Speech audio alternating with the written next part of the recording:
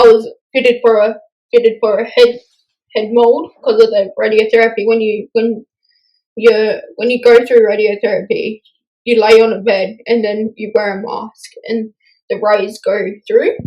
Radiotherapy only went for like 2 minutes. You couldn't feel a thing, but after a week or so, side effects started. Like my ears were burnt, my throat was burnt, I couldn't eat, I couldn't talk properly, and yeah, it just had major effects in that aspect.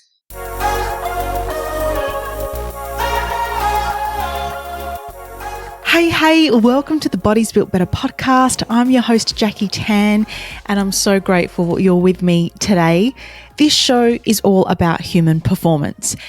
And I understand performance means different things to different people. So I'm reaching out to you today. I would love to know what performance means to you and how you are able to show up as your best self and what performance looks like. So I want to be making sure that all the people that I talk to and all the topics and themes that we cover on this podcast is exactly what you need so you can perform at your best. And of course, discover your extraordinary potential. And on today's episode, I talk to an extraordinary young woman. At 7 years of age, she was diagnosed with brain cancer. She had a golf ball-sized tumor removed from her brain and then went through radiation and chemotherapy. She's 23 today and she's thriving, and she's the biggest inspiration for me. Her name is Emma Chaplin. I have watched her journey only recently over the last few months because we go to the same gym. She works out at My Tice Performance and gets incredible programs with Josh and the crew at My Tice Performance. And to see her progress in such a short space of time with what she can do is just extraordinary. We talk about her journey as a young girl going through chemotherapy and cancer and what that was like for her family as well. We talk about her dreams and goals for the future and just how much the programming and the gym training with Josh has improved not only her physical fitness and strength and conditioning, but also has helped her mindset in knowing now that she can achieve absolutely anything and that there's so much more to achieve.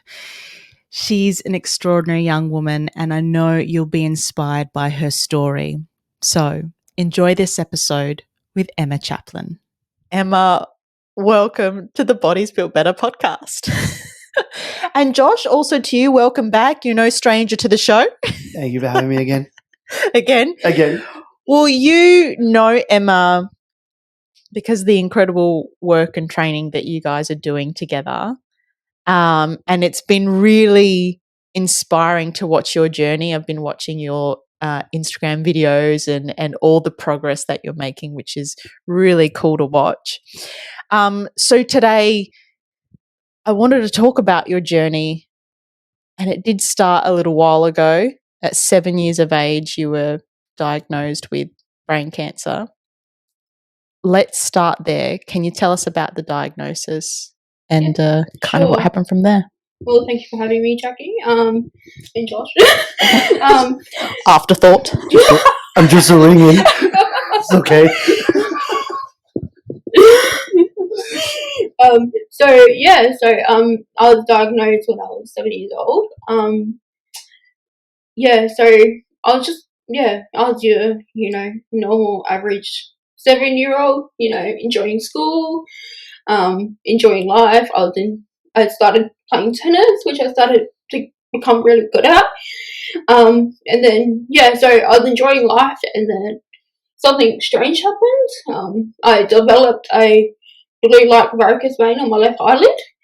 And obviously any parent would be concerned with that. So my mum took me straight to our GP.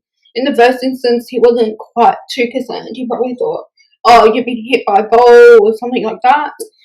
So he sent us home. And then he's like, if anything else comes up, let us know, come back. So yeah, after that, I started to develop these quite random headaches, and then obviously, with the symptoms and everything, Mum took me back to the doctor. She goes, "Can you just send her somewhere, just for my peace of mind?" So he finally did. He sent us to a specialist, and then, but that was another 2 to 3 week wait. So you can imagine between that time frame, like, more things could occur, which the headaches continued. The blue like varicose pain was still there. But then during that period, wait, I started to become a bit unbalanced. I started to lean on people. So then we finally saw the specialist. He did some examination. He goes, I'm going to send you for an MRI scan at the Flinders Medical Centre. So that was, another 2 to 3 week wait. And how I could describe it, you're unsure that, you're like, with the symptoms, you're unsure. It's like you're waiting still, and it's like a ticking time bomb, So during that period where, again, I was getting headache, still getting the headaches, all of that kind of stuff. But then, yeah, finally the night came for the MRI scan. It was daunting for all of us, my mum, my dad, my brother. We entered the hospital, it was dark, gloomy, cold, like a foreshadowing event. Well, kind of was, but, and then, yeah, so they called us in for the MRI scan. That went for 40 minutes. It was frightening, like, for myself, all these, like, strange noises for the MRI scan, never had one before. And I'm just, like, laying there, I'm like, oh, what's going to happen next, So the 40 minutes went by, and then, they asked us to wait outside. And then, two doctors called us into the room, all four of us, my mum, my brother, and my dad. And then, they said, oh, unfortunately, your daughter has been diagnosed. It has a tumour. So, that was quite upsetting. For all of us. And then, I was sent to the Women's and Children's Hospital for observation. And stayed there for 4 days. And then, 4 days later, I had surgery. Sorry, I had surgery. My medical team were, like, incredible. My surgeon was able to remove the tumour, like the whole tumour, size of a golf ball. So that was yeah, undescribable how amazing that was.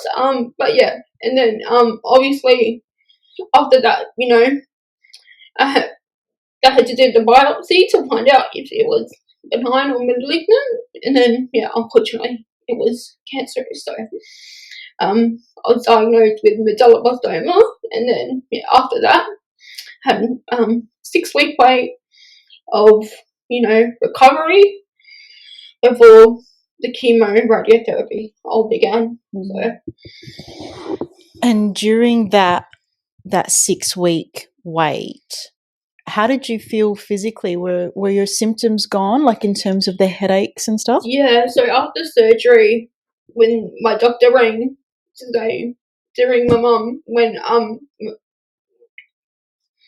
to ring my parents, sorry, when I was out of surgery and into ICU, the only thing that I had because, like, prior to surgery, they tell you everything that could happen,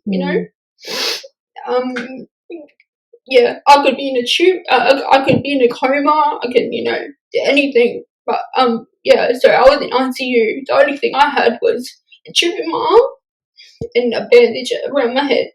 So it's quite remarkable. And, so during the 6 weeks, the only effect from the tumour, because of the location of the the location of the tumour, it was on the cerebellum, so which is the nerves of the which affected the seventh cranial nerve, which is the whole left side function.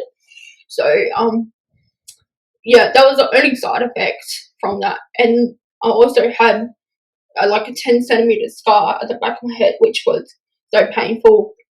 So I was sore and stiff, and very painful. But during the 6 weeks, it was just basically recovery from the actual operation itself. I didn't attend school during that time.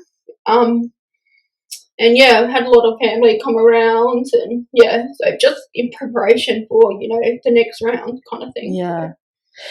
And we'll get to your family in a moment, because your family sounds amazing and so supportive and beautiful. It actually reminds me of my family, just hanging out always together for any reason, really. Just love being around each other. But before then, how long? So you waited that 6 weeks to recover from the surgery, and then after that, you've gone straight into radiation, which was it every single day? Yeah, every single day, like Monday to Friday. Monday to Friday. 6 weeks. Yeah. At first, the first couple of sessions, because it's literally a 2-minute thing. So during the 6 weeks, also it was preparation in seeing doctors, oncologists, and the radiologists, like the radio, the radio people, and I was fitted for a head mold because of the radiotherapy. When you go through radiotherapy, you lay on a bed and then you wear a mask and the rays go through. So that 6 weeks was also preparation for everything. So radiotherapy only went for like 2 minutes, but you couldn't feel a thing. But after a week or so, everything started. The side effects started.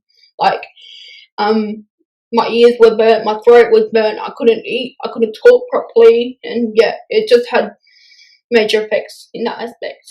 Yeah. And even still today, I still live with the ongoing side effects of hearing loss and everything. So, hearing, yeah. And so that was 6 weeks worth, and there was chemo in that as well? 52 weeks of chemo as well. So during the radiotherapy, every Friday as well for, I can't remember how long, but I also had a 10-minute dose of chemotherapy called vincristine. So although that was 10 minutes, that was intense. That was actually the chemo drug that caused weakness in my legs. So that's the one that caused me to be in a wheelchair. I couldn't walk, and I had to develop to where I am, which we'll talk about more. Yeah, definitely. You've written a book, yes, which I cried many a times throughout. In it, you mention that there was a waiting room for kids. Yes. And one of the nurses asked for your input in what should go in the kids' waiting room.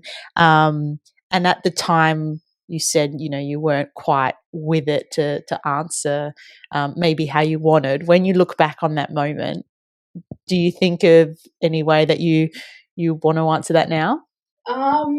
Yeah, so, being a child so young and, to go through, like, radiotherapy, like, it's daunting. So having that, like, period before preparing, you kind of want your mind off everything, and being, like, in a child's mind, like, something like, like an arcade room, or like oh, that's a great idea. Like, something like that, or, like, you can have a boxing session with Josh. Josh comes in. Get beat up too much. That's so good, right? Like that just would like take up so much energy of that, I guess, that nervous and anxious energy away as well. Yeah. By doing something physical. Yeah. But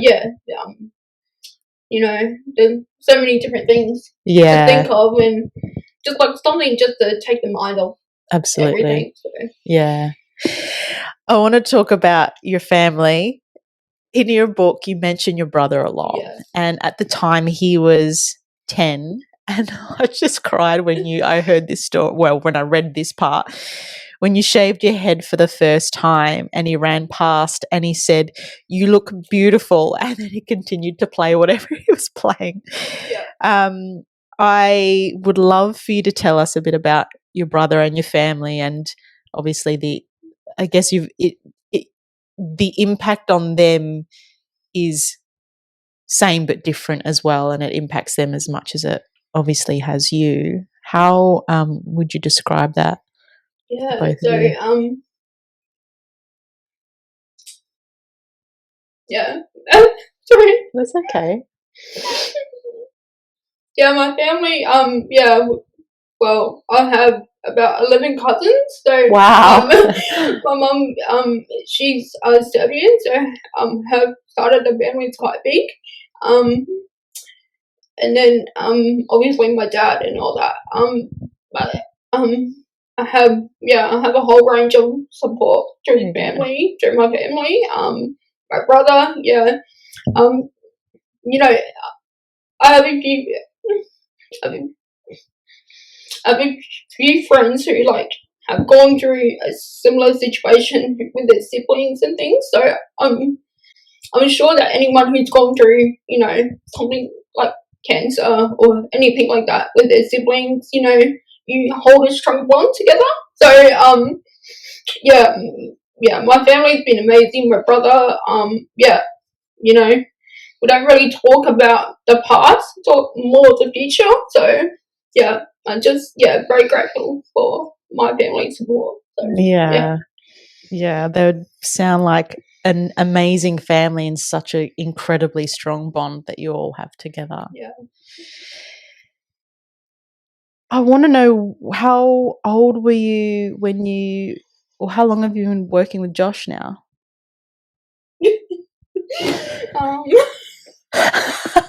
Either one you of answer you. this, Emma. When's our anniversary? Okay. No, like, give me a minute. Excuse me. Show the page. Just got to read it somewhere. So yeah, I started working with Josh in 2022. I was 23 years old. So, throughout like my recovery and everything, I was with different. How would you say, different services like physio services and stuff, and they helped me. To develop so much, like, from being in the wheelchair to progressing to the walking frame and all that kind of stuff, taking those first steps. Like, yeah, I'm grateful for their support. But I was in a gym situation where I just felt like I needed a new environment. And like, I'm forever grateful for their support as well. But I just needed a new environment, and it was always my goal to kind of go into an independent gym myself and, make that next step of progression. So, how I found Josh. So, I was at that step where, I was like, oh, I need a new challenge. I need, something new. So actually reached out to one of my former high school teachers who actually was my PE teacher who knows Josh. But he actually helped me quite a lot in high school to get from, because obviously with my, side effects and everything, I didn't attend PE, I couldn't do all that kind of stuff. He was the one who actually helped me get back into it. He goes, we were doing sports day one day, like, the nominations and stuff, and he goes, oh, so Em, what are you doing? I'm like, what can I do? Yeah.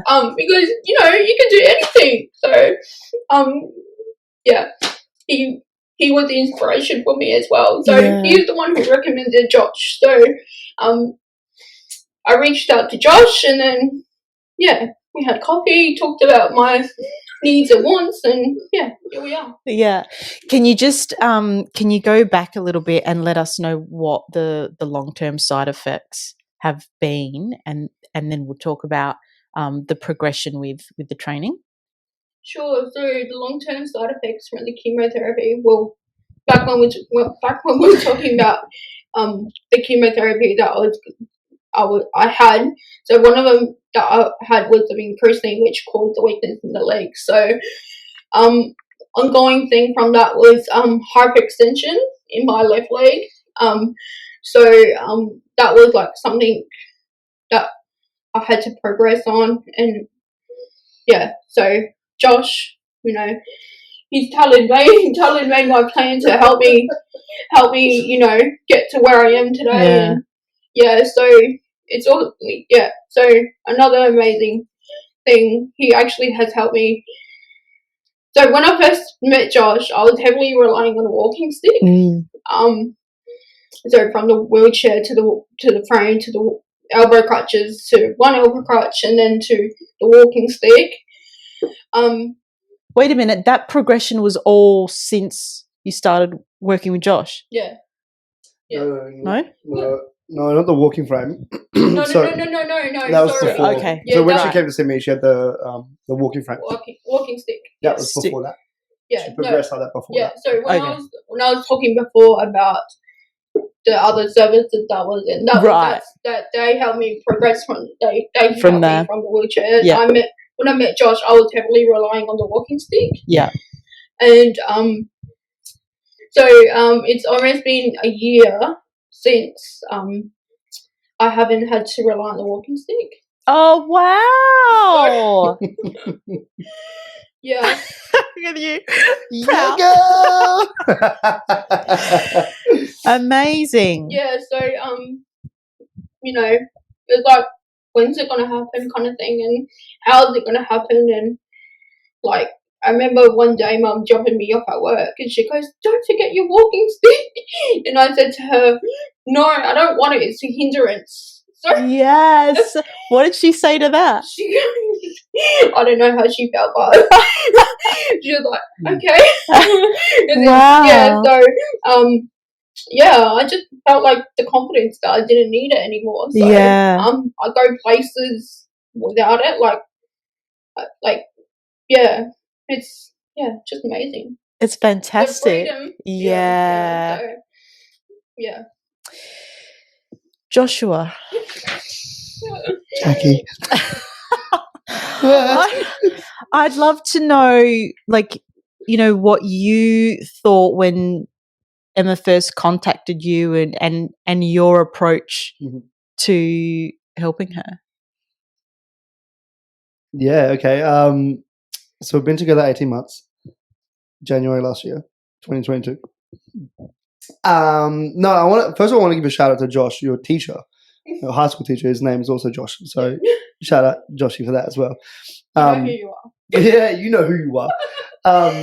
Because that was surprising because I played soccer with Josh for like 12 years ago.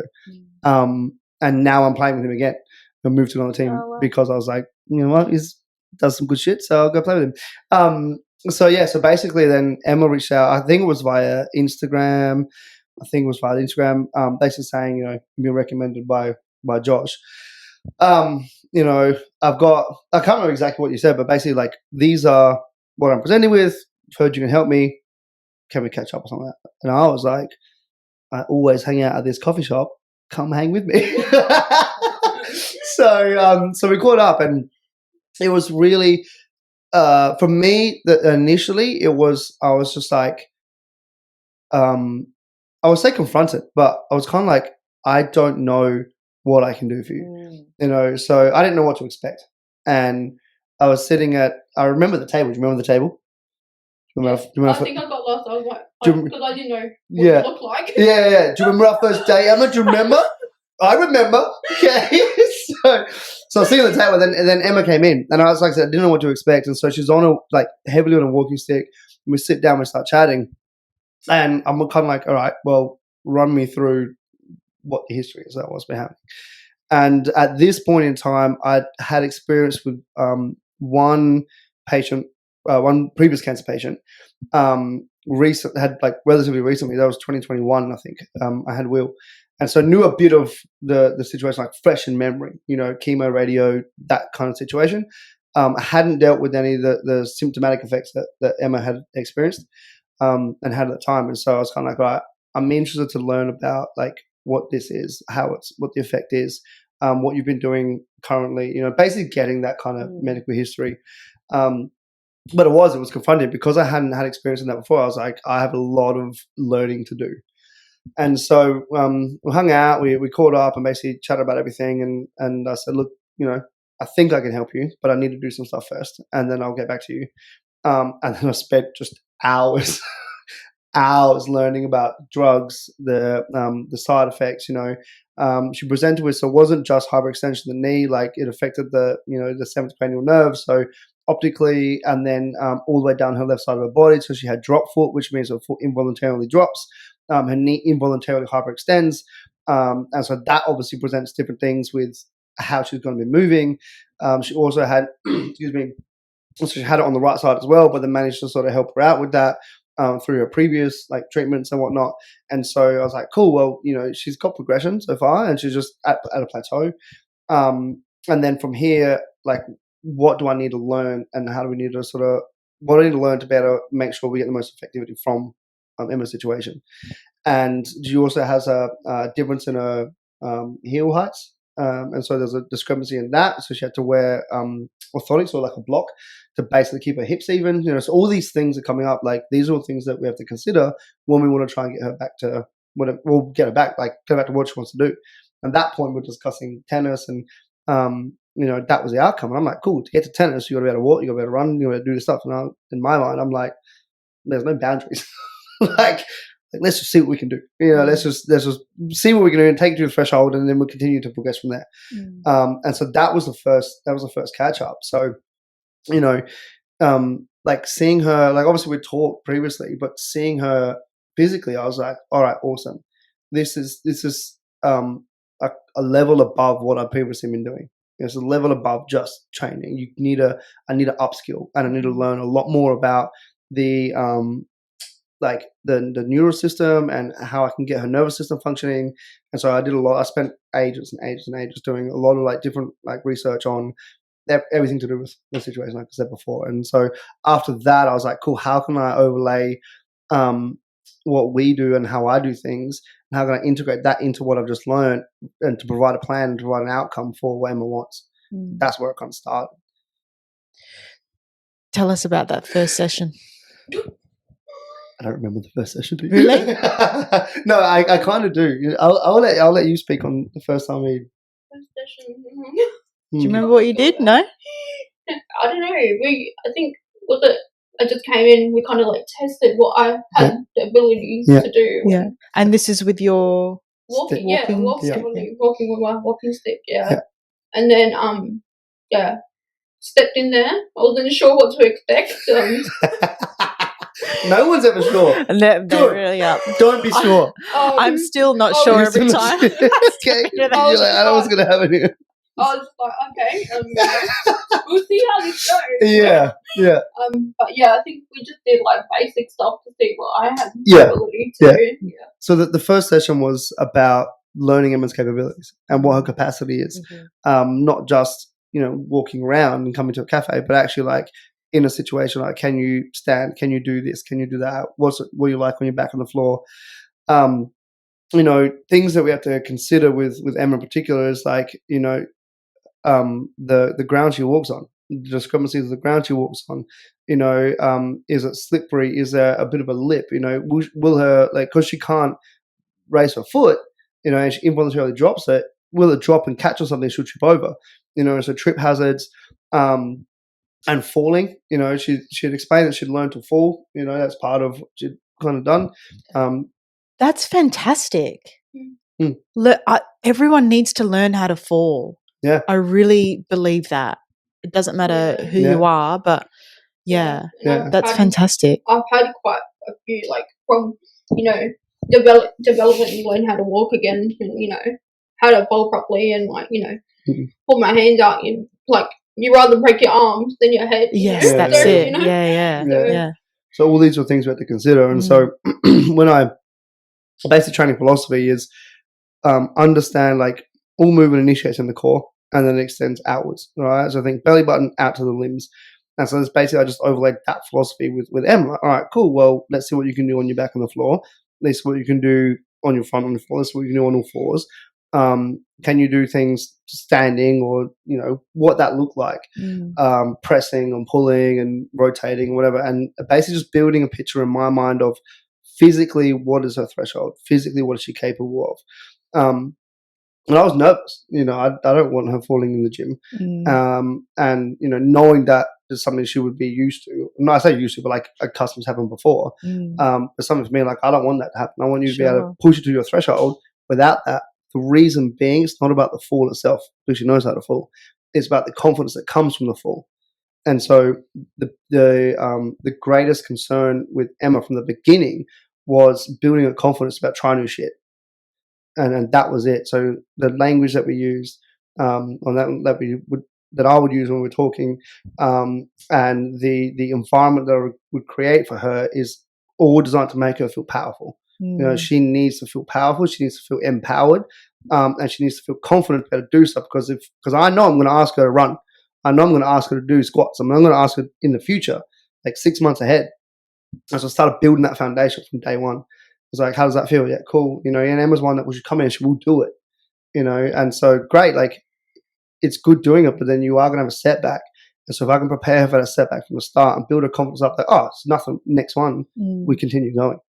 And that's how we basically designed the plan. Like the way I think about Emma's plan is like, yes, there was physical components. We had to do that, to get her to where she is now. But the greatest concern for me, and I put more intent around the language and the environment. So she felt great. She could come in and she looked forward to coming in, and she'll look forward to doing stuff, knowing that we're going to progress. We're going to push her to where she can get to. So that was the biggest concern. So this is a question for both of you in terms of the progress. Did you feel like Emma was like far-reaching the progress quicker? She was getting to stages or reaching milestones quicker than you had in your mind. And I guess for you, Emma, the same sort of thing. Like, were you seeing yourself and feeling in yourself you were able to do things that you didn't think you'd be able to do in the amount of time that you'd been working together? You go first, Em. Each week Josh challenges me with something new. So I walk in, I'm like, oh shit, what's he gonna give me? What next? What's he gonna get me to do today? But yeah, no, it's been it's been how do you say it? Yeah, it's just been amazing. Being not even a year with him, like, to be able to get rid of my walking stick and to have that strength. Was it last year? Like, when I went to, like, because I could never walk on the beach because of my legs being, so weak. And I went. In summer last year, I went to the beach and I was able to actually walk on the sand. So without, good. falling and, so just doing those little things. And I didn't expect to be here where I am today, like, in such a short period. So, so good. And like being able to have the strength and, develop so much, like, to have like that normality back as well. So thank you. I was like, I'm not going to cry today. Yeah, I cried. That beach was phenomenal. Like having that, like getting those pictures sent through. It was like frolicking in the water. I was like, who are you? What's going on? Was just incredible. Like Emma's made me cry more than anyone. Happy tears all the time. But to your question, I had no expectation. Okay. So it was literally what Emma said. Every time she came in, I was like, I'm going to do something more. I'm going to challenge her more. Now, whether it's a plane of movement, whether it's a load, like a weight, whether it's a some type of psychological challenge or a confidence boost, it's going to be something every single time. And Emma's training twice a week, And so I'd think about that. But I'd be like, cool, if we're challenging Emma twice a week to do more stuff or to do stuff she's not used to, not accustomed to, not comfortable doing, By the end of the year, she's had, what, we have to do like 104 sessions of challenge, right? And so for me, I was like, the expectations that I held, because I've never dealt with someone in this situation, I had no expectations. I didn't look at any like outcomes from other situations like this. I didn't look at expected timelines. I didn't look at expected outcomes or ideas or how long these should take, because I'm like, if I'm looking at that, or I'm limiting my ideas, if I limit my ideas, then that filters onto her. And so I'm like, cool, guess what? Can you do this? Yeah, great, cool. How do I push that a little bit more? How do I challenge you a little bit more? And the things that we need to look at with Emma, I was like, cool, we need to look at her like acuity, her eyesight, her movement ability, in order to make her feel comfortable in her environments. We're not talking just the gym. We're training Emma for life. Emma needs, say, normality in life. She needs to feel comfortable walking to the coffee shop. She needs to feel comfortable walking down the street, which might have tree roots or tiles, And so for me, I was like, cool, well, we need to make sure that she can see what's happening first. Once she can see what's happening, she can then walk around it without having to worry about how her foot's presenting or how her knee's presenting. And so it was like eyesight games, and then it was movement games, and then it was musculoskeletal, because at the end of the day, like, I can develop muscles, that's fine. I can develop movement capacity, that's fine. But if she has strength but she can't see the tiles she's going to trip on, that's going to be a problem. So minimize that so she feels confident in her environments, and then give her the strength to do stuff. And so it was just like, I threw a lot of balls at Emma, and then I would bounce things at her, and we'd like throw shit up in the air, and each of them was scaled, so we'd start with just like passing her a tennis ball, a bright tennis ball, then went to a darker ball, like a red ball, and then I'd bounce them to her. So now, like, she can see where the ball is, and you can see the ground. Then I'd start throwing the ball above her head, so she can't look at the ground now when she's got to catch it. And that's another challenge, because as soon as you take your eyes off the ground, you don't know where your feet are. So we start to do that, and then I would bounce the ball at her so she wouldn't know where it's going to go. And then would throw the ball to her, things like that to build that capacity. And so I think through doing that, and you see the progression, you see Emma be like, yeah, do it, throw this and do that. I can do that, without falling, or like there'd be stumbling, but that's okay, because we're training her to stabilize, without having expectations on what's been done before. I was like, great. Emma didn't tell me that she'd thrown a walking stick in August until like 3 weeks later. She's like, I haven't used my walking stick for like 3 weeks, and I was like, I've seen you like 6 times in 3 weeks. How did you not tell me this? Like, she'd obviously not use it in the gym, and she felt confident not using it in the gym, but then outward, like in the environment, was challenging to not do that. I think there was one day when she came in, and she's like, actually went downstairs, and this was huge for me. She goes, I went downstairs at work, and I actually got coffees for people and brought coffees up to people. Oh, so good. Like, how often do we take that for granted? It's like normal functioning, right, or regular functioning. We going to the coffee shop is nothing. Sometimes it's a hindrance. I don't want to go to coffee shops, people, or whatever. But for Emma, that was massive. And these things come in, like, great. Now she can get me coffees. Yeah. So no expectations. Just see where you're at that point in time, and we push it from there. Well, with that being said, now that you've been working together for 18 months and you're able to look back and see how much she's progressed, do you then go, because I've seen so many of your posts and like the progress posts of the videos that you're doing, and even you say like, you'd never thought you'd be in those positions doing those things.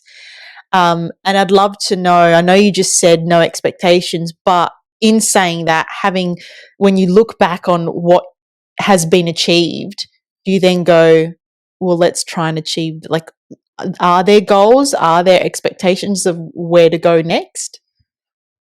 Every year I set like goals for myself, like I'm sure everyone does. A working environment, you have your personal professional development discussions, and I know this might sound weird, but I think it's important to have a personal development discussion with yourself as well. Amen. Absolutely. I have that, do that as well. But then, at the end of last year, Josh was like, "Oh, so what's your goal for next year?" And I'm like, I want to do the 3K city to bay run, walk. And then he goes, oh, no, you're not going to do the 3K, do the 6K. And I'm like, because I said to him, I want to do a 3K, and I'm not sure if it's the next year goal or a year after goal. And then he goes, yeah, no, you're doing the 6K, and it's going to happen next year. You've been told. So, I've been told. And anyway, so unfortunately, with the timing of how the city's away this year, unfortunately, I can't attend it due to other reasons. But I find it important that, okay, the goal is to walk 6Ks, just change the plan.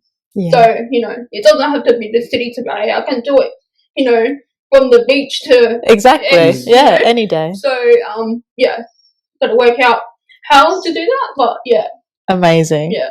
And we definitely, so it's not, I think there's a important distinction between expectation and outcome. Like, we definitely have goals, and we've always had goals from day one. The goal is to do this. The goal is to get Emma walking. Then the goal is to do that, right? How we get there and when we get there is dependent upon what presents on the day. So it's very important for us to not just say to Emma, in 2 weeks' time, you're going to be doing this. Well, you might not be. You might be fatigued, or you might have had stuff come up. And so it's important to understand that removing the expectation while still having the goal and the focus on the outcome is important. And we've always had that. Like, it's not just come in and we'll see where we're at today, and then maybe we'll do some new stuff on Thursday and also on Saturday. It's the outcome is where we're going. This is the direction we're heading. How we get there and when we get there is dependent upon what we do in the meantime. So I think it's important to explain and to understand. Yeah, amazing. I wanted to take it back to, there was what you said in your book, and it was about the kids in your class when you eventually went back to school. And one of the kids at school asked, how did you get cancer? And obviously as kids, they can be forgiven for that curiosity, and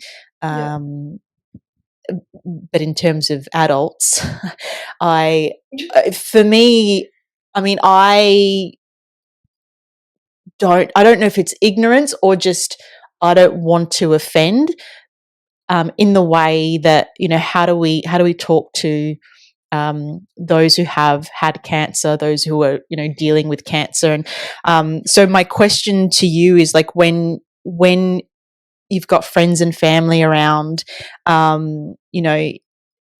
is there anything that you suggest or can advise, like, how do we talk to someone with cancer? What is appropriate to mention? What is appropriate to ask? And just how do we talk about cancer? I think most people, when someone's going through it, most people don't know what to say. And like, I guess, saying how are you sounds like a stupid question, but it really isn't. Okay. So I think just asking how you are, how they're feeling about it, and actively listening to them,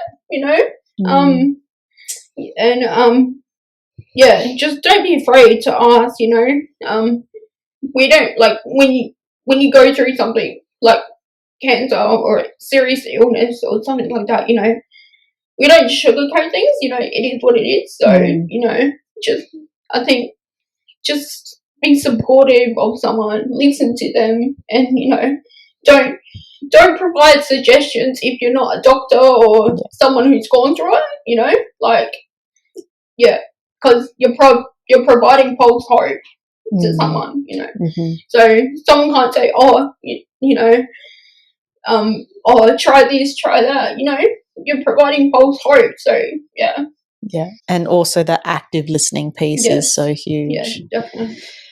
How has this experience shaped, I guess, your goals now and where you aspire to be?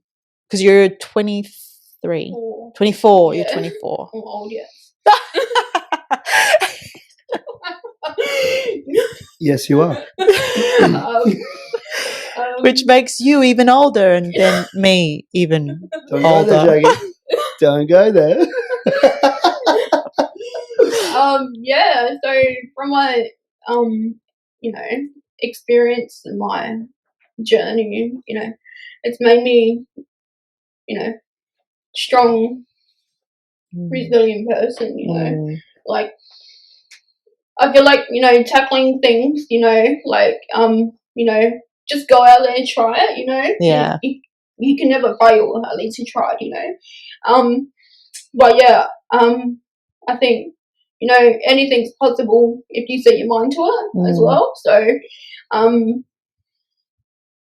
through my journey, writing my book, Winning the Fight, or WTF, however you want to interpret it. So I want to kind of go into some motivational speaking as well. So I've been working with Talent Academy. Tom, you know who you are as well. He's helped me. I've attended a 5-week boot camp course with him, which he's facilitated. So that just goes through like different topics of storytelling, presenting yourself, and all that kind of stuff. So, I want to go into some motivational speaking, helping other people in similar situations, and so that's what my goal in the future will Amazing. look like. So that's what I'm looking forward to. I'd love to know then, what you do in terms of whether it's those habits and daily behaviours to set you up for that success or those goals. Are there any in particular that you make sure that you do in terms of habits? Yeah. So daily habits. Well, there's a whole range. Like I have to look at physically and like to help me develop and physically, maintain everything. So I've got my exercises and things that I need to do, like some foot drop stuff, and like also with my smile and things like that, I've got like to do facial massage, facial exercises as well. And if I go in the gym and Josh says, "Have you done your exercises?" I feel guilty if I say no. When you look back on this entire journey,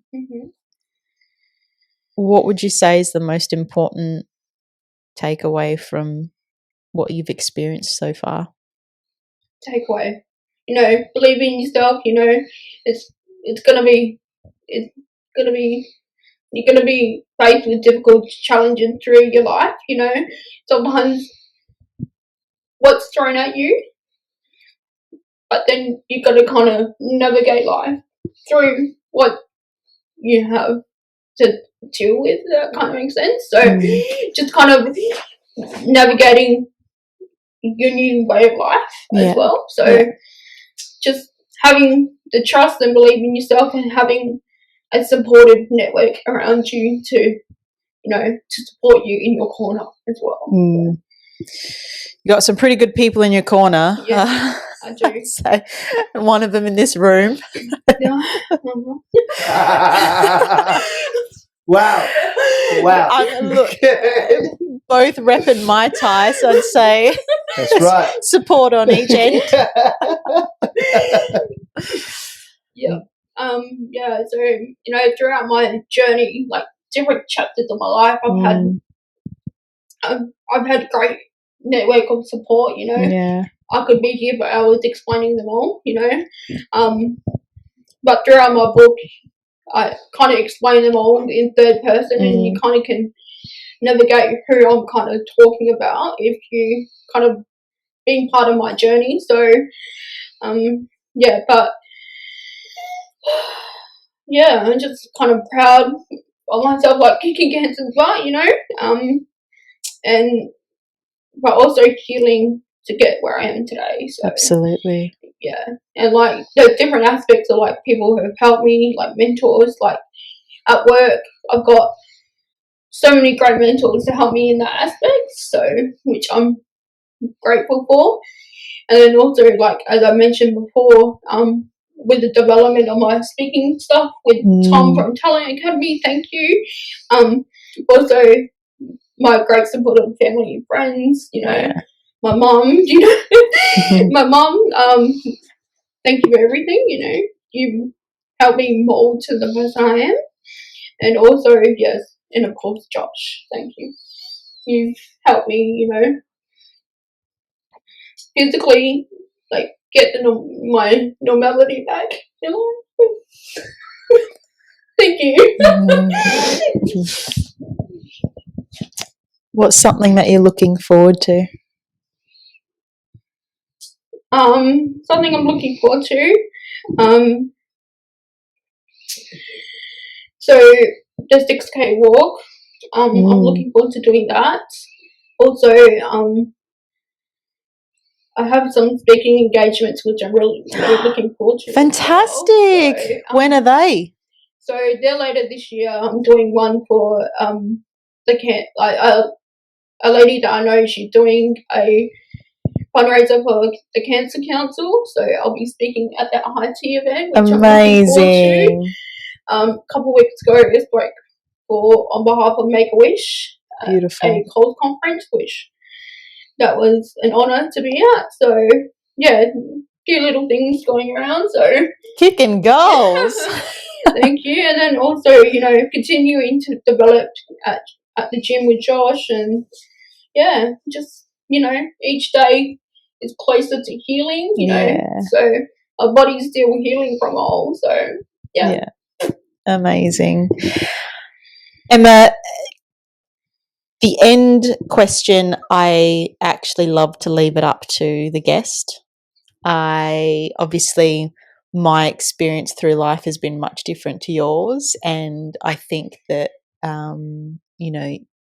it's so important to get the thoughts and experience and aspects from the guests to come across to listeners as well. So I'd really love for you to ask a question to the listener or of the listener, or what is something that the listener can either think about today that might be a bit different. And Sure. Always have empathy, always be kind to others, because you don't know what someone else is going through, so just be kind, and also believe in yourself, in anything, like any goals or anything you're going through in life. Just believe in yourself, because if you don't, I believe in you. And we all have hard times in life, and we just kind of have to try and have the right mindset. And it might be difficult at the time, but through the support and network of your family, your friends, you'll eventually learn how to navigate it. So I guess just have belief, and just have hope. Have hope. So, so important.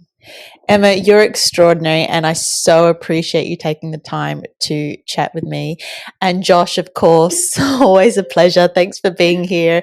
And you do have a book that you've written, and so people can still buy this, or they pre-order through you? Yeah, sure. So I don't know if you want to share the different channels. I absolutely can. Yeah, if you'd like to purchase a copy, please go through the channels that Jackie was in through, and then you can order or pre-order your copy through there.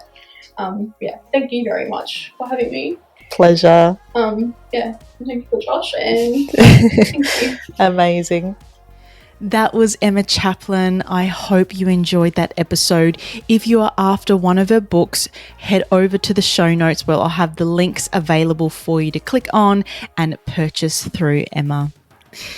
If you know someone going through cancer or a family who's affected by cancer, send this episode to them, because hope is the key to everything. And hearing Emma's story, I truly believe that it is one of hope for everyone out there. So share this with anyone who you think would really benefit from hearing Emma's story. As always, I appreciate you so much. Thank you for tuning in. Stay awesome. We'll catch you next time.